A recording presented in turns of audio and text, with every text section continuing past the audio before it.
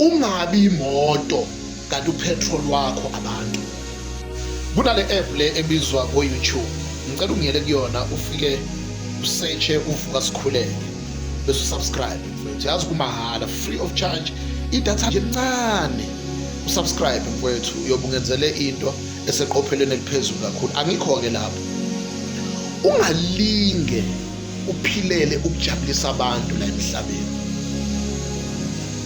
Ungabi imoto kanti upetrol wakho abantu, ngoba abantu bayokukhombisa ngelinye ilanga ukuthi usubajabulisile unjalo. Umuntu ungumuntu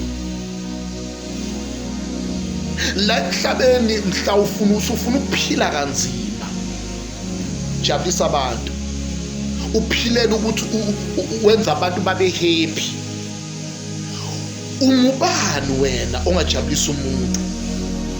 Ngoba umuntu uhlula ukuzijabulisa yena. Then who are you ongajabulisa abantu? Bahlonipha abantu, ubathanda abantu, ubasize la kufanele ubasize khona, kodwa ungaphileli ukubenza babe happy at your own expense. God bless you.